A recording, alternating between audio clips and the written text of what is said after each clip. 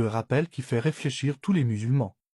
Un frère nous raconte, un matin comme tous les jours, je me prépare à aller en cours, une journée banale. J'arrive au lycée à 9 h du matin et j'entame ma journée de cours. À 9 h 55, la sonnerie retentit, c'est l'heure de la récréation, je rejoins mes amis. Chaque pause, nous sommes une petite vingtaine à se rejoindre dehors, souvent accompagnés de puffs et d'autres substances illicites. Il faut savoir que ce jour-là, j'étais extrêmement fatigué et j'avais peu dormi. En plus de cela, ma mère partait pour 2 semaines de voyage, donc j'étais un peu triste. Donc je me retrouve dehors, je prends ma pause avec mes camarades et n'étant pas consommateur de puff, je prends la mauvaise initiative de demander une puff à mon camarade que je surnommerai Monsieur A. Comme beaucoup de jeunes, Monsieur A est tombé dans les pièges de notre société, il consomme régulièrement des substances illicites. Même s'il a conscience de ce mal, et qu'il a fortement envie de se repentir de ce péché, il continue. Il est 10 h, le cours va reprendre, mais à cause de la puff, ma tête se met à tourner fortement. Mes camarades me disent de ne pas retourner en cours, car ça se voyait sur ma tête que j'étais mal. Monsieur A décide de ne pas me laisser seul et me dit d'aller boire de l'eau au robinet, situé dans un stade de foot qui est à 2 minutes du lycée.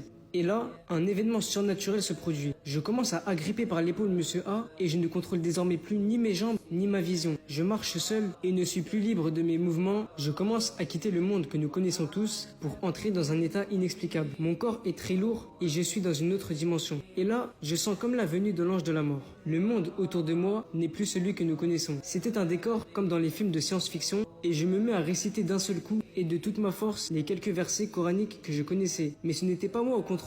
Quelque chose avait pris possession de mon corps. Après avoir supplié 2 minutes Allah de ne pas prendre mon âme, je réapparus dans le monde commun. Je ne peux toujours pas marcher par moi-même, je ressens toujours que mon corps est très lourd et constate mon rythme cardiaque qui va à 2000 à l'heure. Je saisis toujours Monsieur A par l'épaule et nous récitons ensemble au bord des larmes les sourates que nous connaissons. Au bout de 30 minutes, je reprends un peu connaissance. Je pense être mort car mon camarade a le regard hagard. Je lui demande si je suis toujours parmi les vivants et je lui demande de jurer par Allah que je suis toujours en vie dans le monde terrestre. Il me rassure et me dit que nous sommes toujours vivants. J'ai un doute, mais je commence à le croire. Je suis toujours dans un état surnaturel, inexplicable, où je ne suis pas maître de mon corps. Je marche seul, mon cœur bat la chamade et je ne peux toujours pas revenir à 100% dans le monde normal. Cela fait 1 heure que je suis agrippé au bras de Monsieur A. Ensemble, nous invoquons Allah comme nous l'avions jamais fait auparavant, lui suppliant de ne pas prendre mon âme maintenant sans que je me sois repenti. Monsieur A eu l'intelligence de me faire réciter plusieurs fois la profession de foi et a fait tourner en continu le Coran sur son téléphone. Cependant, au bout d'1 heure, agrippé à lui, mes jambes commencent à faiblir et elles tremblent comme du flanc. Et mon cœur s'accélère de plus en plus. Nous faisons des tours du pâté de maison qui entoure le lycée et au bout d'un moment, je décide de m'asseoir. Car je sens que mes jambes ne répondent plus et mon cœur accélère tellement que je suis à 2 doigts de lâcher et rejoindre la tombe.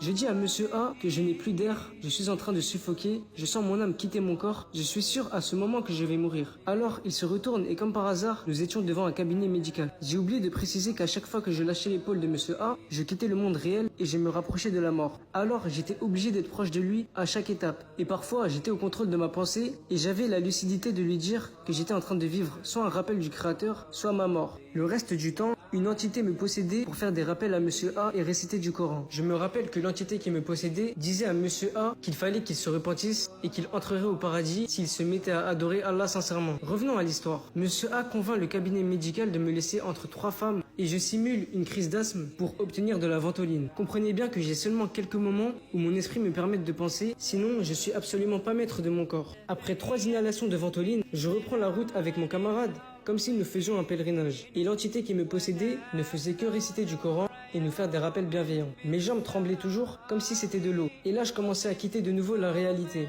Je commence à marcher dans l'infini, comme si j'étais bugué. Je marchais et autour de moi, tout était paralysé. J'avais beau marcher, je n'avançais pas. Je restais au point fixe. Et là, j'ai réellement paniqué, j'étais en train de partir. Monsieur A pleuré à chaudes larmes, suppliant Allah de me laisser un délai pour me repentir. Et au bout d'un certain moment, j'ai pu sortir de cet état et je voyais de nouveau le monde normal. Et bien que je n'étais pas au contrôle de mon corps, mon esprit revenait peu à peu. Alors je dis à Monsieur A mes dernières volontés qui était de revoir ma mère qui était en train de partir à l'aéroport. À ce moment, j'étais persuadé que ma vie était arrivée à terme. L'événement était tellement surnaturel que je ne pensais pas revenir dans le monde réel. Mais au bout de 2 heures de marche autour du lycée, agrippé à mon camarade, mon esprit était revenu à 100%, mais toujours pas maître de mon corps. Je commençais à me rassurer en me disant que c'était un rappel d'Allah et que je n'allais pas mourir aujourd'hui. Mais à chaque fois que je voulais marcher, mes jambes semblaient s'évaporer. Au bout d'un certain temps, il était 11 heures, j'étais capable de marcher très fébrilement, avec la sensation que le haut de mes jambes était de l'eau. Après avoir retrouvé à 100% ma conscience, j'ai longuement discuté de l'événement avec Monsieur A et nous avons pris conscience qu'il fallait que l'on se repentisse et que c'est Allah qui nous a fait vivre ce périple